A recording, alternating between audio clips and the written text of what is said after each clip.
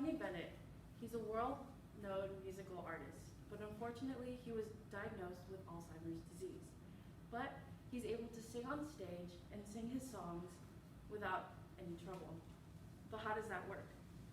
Well, humans have a connection to music, mentally and physically.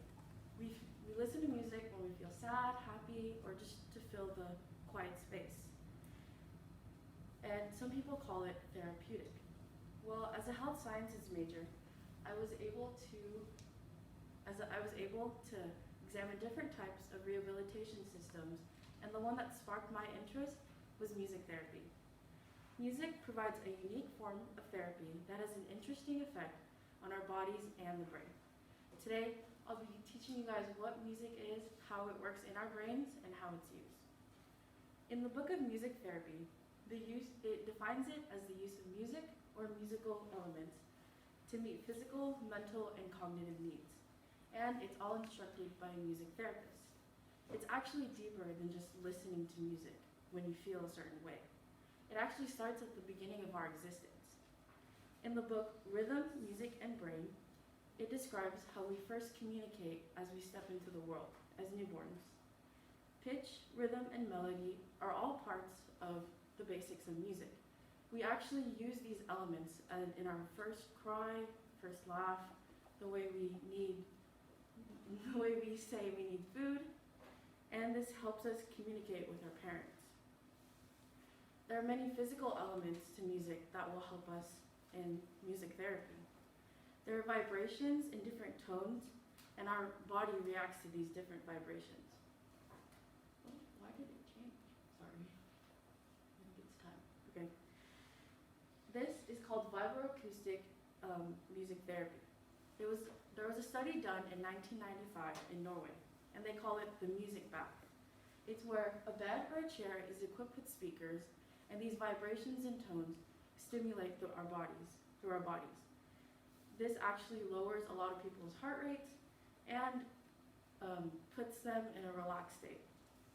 But in the center of all of this is the brain. The brain channels everything that we need in our bodies and can control the music therapy.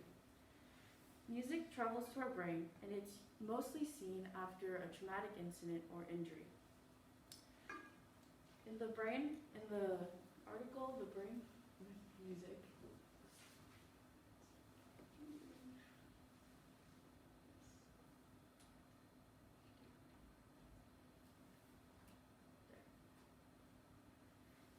in the article, The Brain on Music, it mentions how there's a strong interaction between our auditory and motor parts of our brain. Acoustics travel to the middle of our brain, and then by the separation of pitch, rhythm, and intensity, it separates to different parts of our brains. As you can see in the photo, without music, there's less interaction with the brain as to where there is. When the rhythm and beats travel to the front of our brains, that means our brains are fully reacting to the music that we're listening to and responding. This is seen step by step in a study done in the Spalding Rehabilitation Hospital. A man was not able to walk after a traumatic incident, but with the beat of the music, he was able to walk at 120 beats per minute at a distance of 250 feet without the cane. Another method is called improvised music. In the book of Music Therapy and Traumatic Brain Injury, Dr. Herkenrath from Germany defines it as a strategy that evaluates a person with severe brain injury or no action or minimal action. The article The Brain on Music gives an example of this improvised music. It publishes that a boy was in an unresponsive state, but after giving him a cassette tape of the music that he listened to before his traumatic incident, he was able to cry and respond to the nurses and medical professionals for the first time. It recalled many memories in his brain, thus activating his full brain. So his ability to recall memories is one of the many ways to use music therapy. Music therapy not only helps with trauma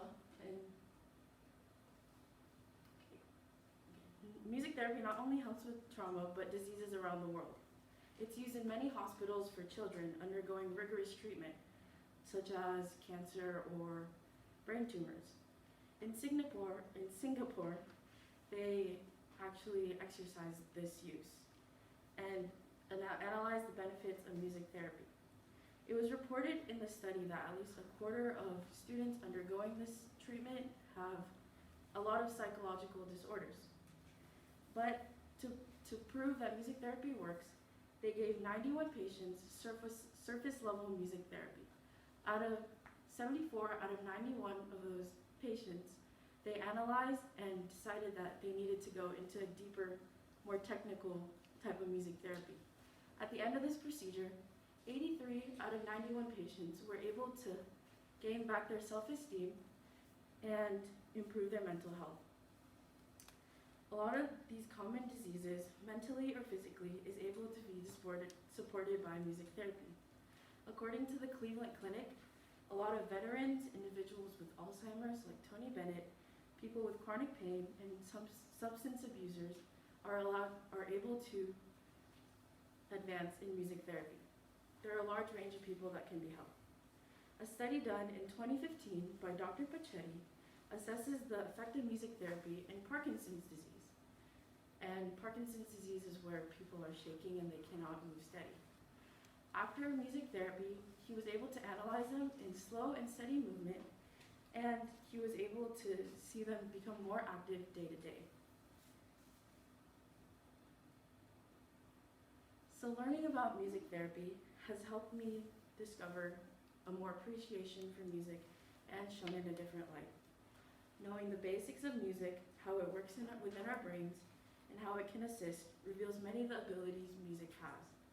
This unique form of therapy is able to help us connect our minds and bodies and become an amazing healing property.